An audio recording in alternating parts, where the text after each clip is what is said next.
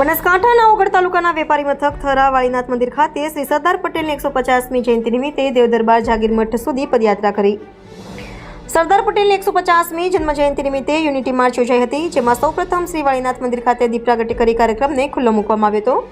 જેમાં વાળીનાથ મંદિરના 1008 મંત શ્રી ઘનશ્યામપુરી બાપુ, રાજ્યસભા સાંસદ બાબુભાઈ દેસાઈ, જિલ્લા ભાજપ પ્રમુખ કીર્તિસિંહ વાઘેલા, બનાસ બેંકના ચેરમેન ડાયાભાઈ પિલિયાતર, થરા માર્કેટ યાર્ડના પૂર્વ ચેરમેન અનદાભાઈ પટેલ, ચેરમેન ઈશ્વરભાઈ પટેલ, થરા નગરપાલિકાના પૂર્વ પ્રમુખ ઋતિરાજસિંહ વાઘેલા અને થરા દરબારગઢના ચંદ્રસિંહજી વાઘેલા, શૈલેન્દ્રસિંહ વાઘેલા, પ્રમુખ મહાકાલ સેના બનાસકાંઠા બકુભા વાઘેલા, હોટલ શુભમ થરા અમરસિંહ સોલંકી, મહામંત્રી કાંકરેજ તાલુકા ભાજપ જેનુભા વાઘેલા, વડા રાજુભા વાઘેલા, પ્રમુખ શ્રી કાંકરેજ યુવા જાગીરદાર રાજપૂત કેળવણી મંડળ કરશનભાઈ જોશી, સરપંચ સહિત કાંકરેજ મામલતદાર વીએમ પટેલ અને કાંકરેજ તાલુકા વિકાસ અધિકારી નરેશભાઈ ચૌધરી સહિત તંત્રના અધિકારીઓ અને રાજકીય તેમજ સામાજિક અગ્રણીઓ ઉપસ્થિત રહ્યા હતા, જેમાં ત્યારે થરા એનસીસી કેડેટ સૌથી અગત્યની બાબત વિશે વાત કરીએ તો મેડકોલ ગ્રામજનો દ્વારા હનુમાનજી મંદિર ખાતે પદયાત્રીઓનું ફુલાર પહેરાવી સન્માન કરવામાં આવ્યું હતું અને શિહોરી આરએસએસ દ્વારા લીંબુ પાણીની વ્યવસ્થા કરવામાં આવી હતી। બનાસકાંઠા જિલ્લામાં સૌથી મોટી પદયાત્રા થરાથી દેવ દરબાર જાગીરમઠ સુધી પહોંચી હતી અને 1008 મંત શ્રી બળદેવનાથ બાપુના આશીર્વાદ લઈ સૌ ભોજન પ્રસાદ લઈ છૂટા પડ્યા હતા।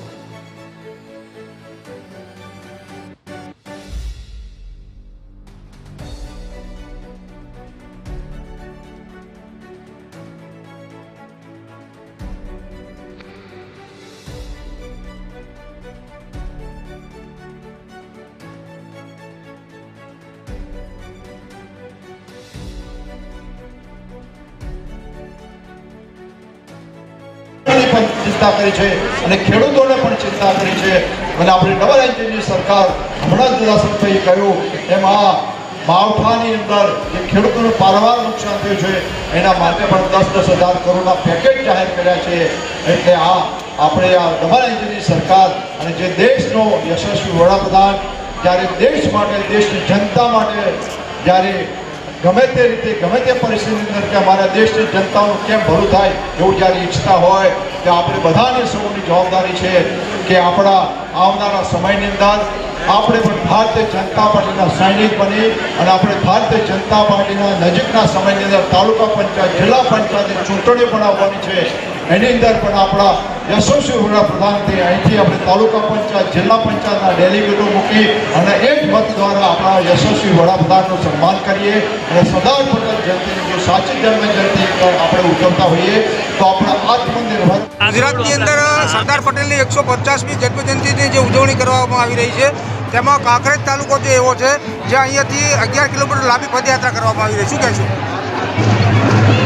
ભારતીય જનતા પાર્ટી દ્વારા આપણા દેશના પૂર્વ ગૃહમંત્રી નાયબ વડાપ્રધાન સરદાર વલ્લભભાઈ પટેલ સાહેબની 150મી જન્મજયંતિ પ્રસંગે એકતા યાત્રાનું આયોજન કરવામાં આવ્યું છે. આપણે કહ્યું પ્રમાણે લાંબી યાત્રા 11 કિલોમીટર સરદાર વલ્લભભાઈ પટેલ સાહેબનું જીવન દેશને સમર્પિત જીવન હતું. એમનું કદ એટલું ઊંચું છે, એટલું મહાન વ્યક્તિત્વ, તો એમના માટે તો એકતા યાત્રા જેટલી લાંબી કરીએ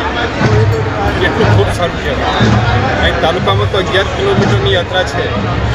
પણ દેશના કેન્દ્રીય મંત્રી શ્રી મનસુખભાઈ માંડવિયાજી લગભગ 100 કિલોમીટરથી પણ વધારે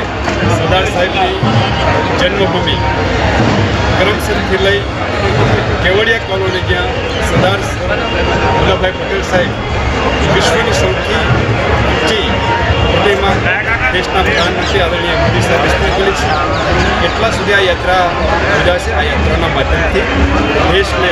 એક કાંકરે જોડવાનું કામ છે. દેશની એકતાને અખંડતા કાયમ રાખવા માટે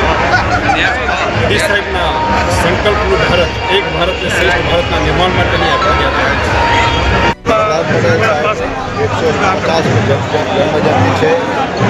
કાંકરેજની વિશાળ પદયાત્રા અહીંથી વાળીનાથ હાલમાંથી નીકળી ઓગણનાથના ચરણોમાં જવાની છે. સરદાર સાહેબે જે આપણા દેશ માટે જે કામ કર્યું છે એ ક્યારેય ભૂલી શકાય પોઝિશન નથી. એટલે આપણા યશસ્વી વડાપ્રધાને જે આ દેશ માટે જે લોકોએ બલિદાનો આપ્યા છે એમના માટે આ આયોજનો કરી અને એમણે આપણી સંસ્કૃતિને જીવંત રાખવાનું કામ કરેલું છે. એટલે આપણે બધા સૌ આ રેલીની અંદર જોડાઈ સરદાર પટેલ સાહેબના જે કામ કર્યું છે એ સન્માનીય એવી આશા અને અપેક્ષા.